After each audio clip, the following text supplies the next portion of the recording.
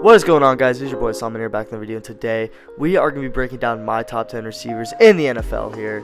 You know, last year we did a similar video, and this year I plan on doing every single position group. So if you guys would like to see that, make sure to subscribe and comment down below what position group you guys want next. Make sure to like the video, and yeah, comment down your top 10 down below, man. I really would appreciate that. See what you guys have compared to mine.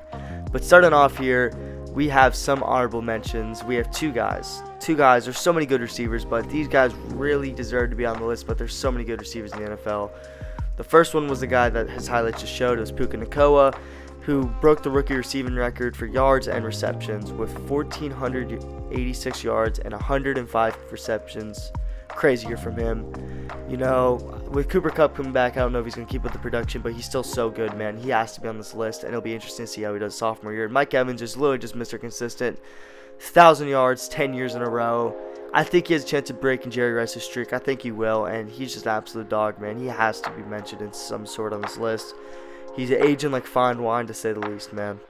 But coming up at number 10, we have Garrett Wilson here, man. Garrett Wilson, you know, he got plagued with really bad quarterback play. He's played with 6 different quarterbacks in his first 2 years, which that's just really unlucky. You know, everyone thought since he had Aaron Rodgers come in this year, he was really going to break out, and I really thought so too, but then Aaron Rodgers tears his Achilles second play of the season or whatever. It sucked for him, but honestly, with this year Aaron Rodgers coming back, I think he has a chance to really break out and show what he was going to show last year. Even as a Miami Dolphins fan, I hate to say it, but Garrett Wilson is so good, man. He is going to break out, and he's definitely going to do some crazy shit. Like, when you look at this guy, he's just so fast, nimble. He has great rack skills. He is just an absolute full package of receiver, especially when you compare a guy with like Aaron Rodgers. You put them together. Look what Aaron Rodgers did with Davante Adams, dude. If Garrett Wilson can even get the smallest smidge of that play from Rodgers, he will be fine. Moving on to number 9, we have Brandon Aiyuk from the San Francisco 49ers. I know a lot of people are going to be like, Brandon Aiyuk really at 9? I really like his game, dude. He's a 1,300-yard receiver on 75 catches with 7 touchdowns. In that offense with Christian McCaffrey, Kyle Juszczyk, Deebo Samuel, and George Kittle, him getting that many yards and touchdowns and receptions is just insane. Because imagine he was a true number 1 on a whole air raid offense. Like, you put him on like the Cardinals, or you put him on like a team like the Dolphins, where they throw the ball a lot. He, like, as a number 1, his stats would easily be, he would easily be a 1,700 yard receiver, which that's the thing that's why I think he's complaining so much about right now with his contract, is that he just doesn't get enough, he doesn't get the rock enough, you know what I mean? Which I respect, because you put him on a team that really would throw him the rock, I think he would dominate. He's such a good guy, such a good player, man. He's definitely earned this number 9 spot. He could be higher on the right offense, but for now, he will be at this number 9 spot. Coming up at number 8, we have Stefon Diggs of the Houston Texans. That feels really weird to say, but he's on the Texans now. He spent the last 4 years with the Bills, and him and Josh Allen were like an absolutely fantastic duo together.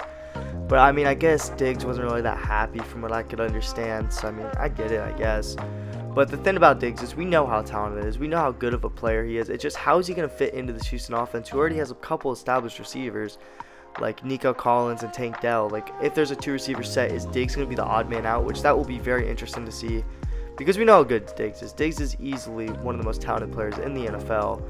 It's just, how are the Texans going to utilize him? Are they going to try and play him less so they can keep him fresh? Are they going to try and, you know, workhorse him as a receiver? I'm really intrigued by what they're going to do with Diggs here, because he's such a fascinating player to me. He is one of the best when he plays, and I'm excited to see what they do here. I'm also excited to see what the Bills do, because I have no idea who their number 1 receiver is. I think Shakir is going to have a big year for them, him and Coleman. But it's going to be very interesting to see what the Texans do and what Diggs can do in his first year in Houston here. Alright, next on this list, as much as it pains me to say, has to be A.J. Brown at number 7. It's unfortunate because of how good of a player he is, bro. He is such a good player. But the thing is, these next couple guys are so interchangeable, and honestly, I prefer them more than A.J. Brown. I think A.J. Brown's absolutely amazing. He's so fast, and he's such a big human to be moving that fast to the receiver position. It's just unheard of. The stuff he can do on his routes are absolutely insane. His rack is great, and he has the ability to go over top of you and catch it on you. He checks every mark a receiver needs to have to be on this list. absolute stud. He opens up the offense too. It's not even like that he just makes so many plays. He also helps his teammate make plays, helps Davante Smith, helps their running backs. I would say DeAndre Swift, but I know DeAndre Swift went to the Bears. He helps Goddard get open. You know, he helps a lot of guys. He takes on a lot of coverage. He probably takes on the toughest coverage assignments of every week. And he's just a great playmaker for them.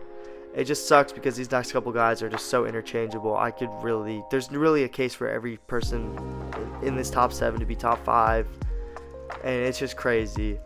It's just really insane how good these receivers are nowadays. And A.J. Brown will unfortunately have to be at this number 7 spot. I think that he's a great player, and I think he has a great chance to be the best receiver in the NFL next year. But, you know, for now, he'll have to be at number 7.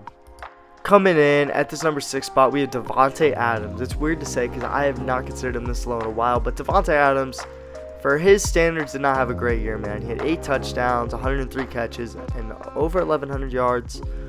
You know, it was a solid year, especially because his quarterback play was not great. He went in the year with Jimmy G, and then I'm pretty sure he ended the year with Aiden O'Connell, I think.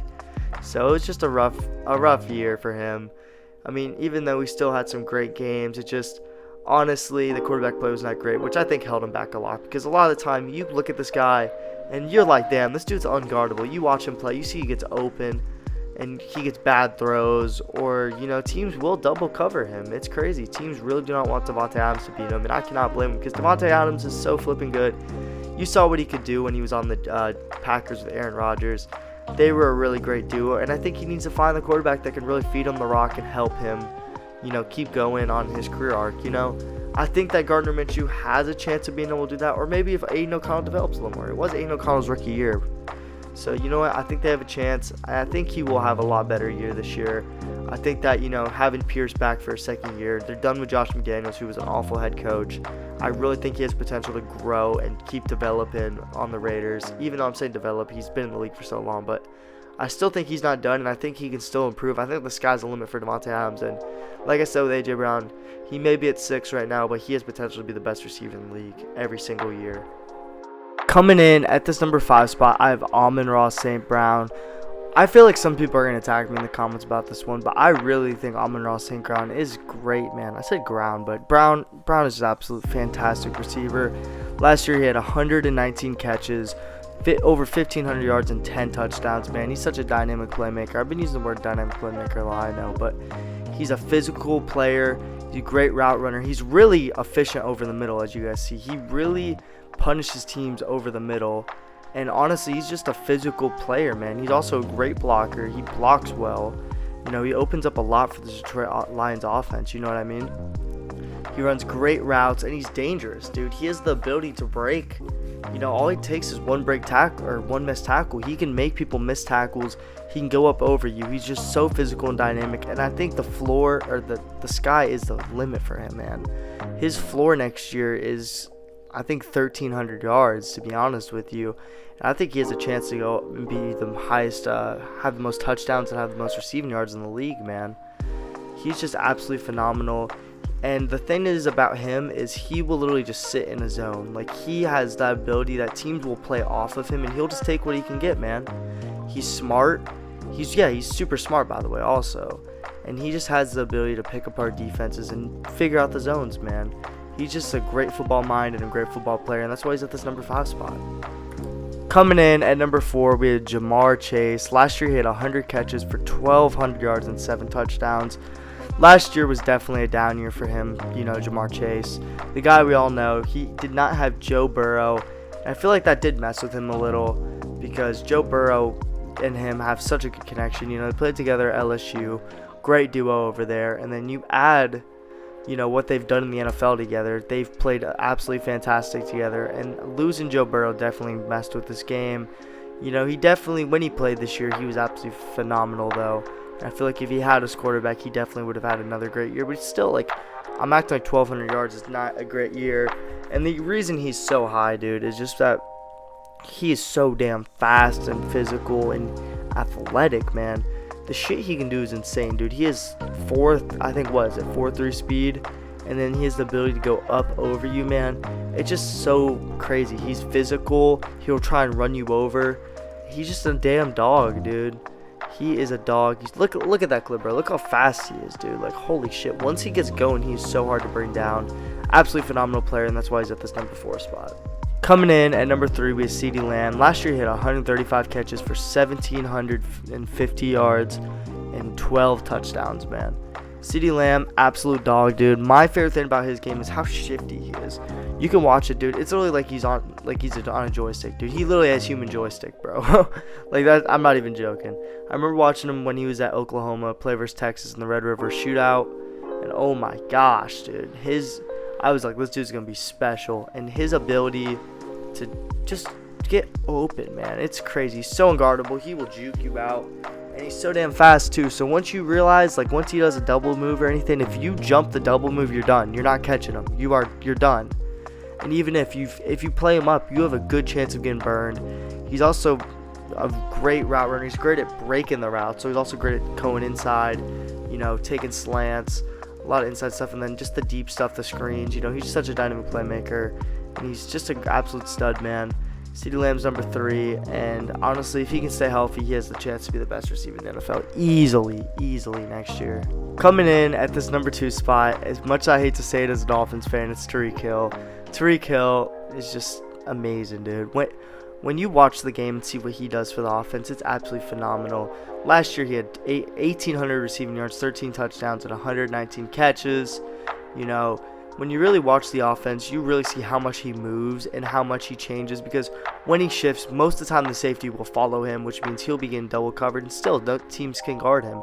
He's so fast, dude. That's what he is. And the thing about his speed is, it's weird. He accelerates so fast. So, like, for him to get to 100, you know, like, he gets there quick, man. Where he may not be the fastest player in the NFL, but he gets the fastest. If you kind of pick it up what I'm putting down, his acceleration is just absolutely phenomenal, and he will punish you. If he sees an open seam, he'll take it, you know. He's a guy, he doesn't want to take a lot of contact, but he will if he has to. He's more so going to get, you know, a good 30-yard gain, go out of bounds, and he'll also blur you. If you press up, good night. If you don't have safety help, you're done. You're not going to cover him like that. There's no way you're going to cover him like that. And he's at this number 2 spot. It's hard because he was the best receiver in the NFL last year, but obviously we know who's number 1. But he's just phenomenal, man. And I'm excited to see this year for a Dolphins fan, man. I really hope he'll open it up for Waddle even more. They both complement each other's game so much, and he also helps out Tua so much. It's just a lot of the time you can tell they do force the ball to him. But, you know, he definitely deserves it because he's one of the best players in the NFL. He's super diverse, man. He could really do it all. Even as a little guy, he can go up and catch a fade ball over you. It's kind of crazy to see, man.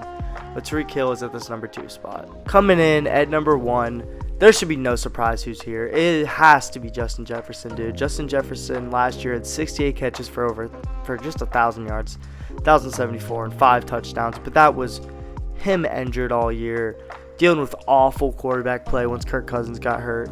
And the thing about Justin Jefferson, dude, is just he can, like, when I say he can do it all, he can really do it all. He is elite in every single aspect of being a receiver. Great hands, great rack ability.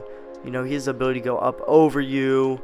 You know, he usually stays pretty healthy too, by the way. This last year was very unfortunate for him, but he's also the highest paid receiver in the NFL now.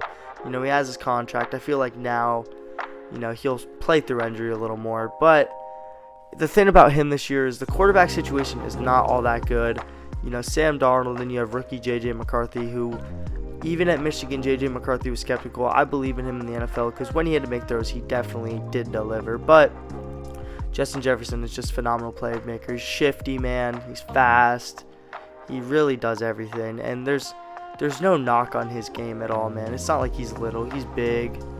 He's a big player, and he is just so fast, dude. He really is just all around elite. Great hands, man. He makes the defenses afraid of him. The defense is definitely game plan around him, and he opens up so much for his teammates, man. It is crazy to see. But alright, guys, if you guys enjoyed the video, I would appreciate a sub, man. We are trying to hit 400 sometime soon. I really do appreciate all you guys. And make sure to comment down below what team you guys want to see next, or if you guys want me to do like division previews or anything like that. Just let me know, guys. I really would appreciate the feedback. It really helps the channel grow, and it just really helps me know what you guys want to see. I appreciate every single one of you guys. I really want to keep uploading consistently. I know I haven't in the past. I've been Twitch streaming more, but it's something I really want to do more. But I appreciate every single one of you that tuned in this video. It really means a lot to me. I really love making these for you guys. And I hope you guys have a great 4th of July weekend, because by the time I upload, it'll probably be July 5th. But anyway, guys, I appreciate every single one of you guys, and I can't wait to see you guys in the next one. Is your boy, Ace Man, out.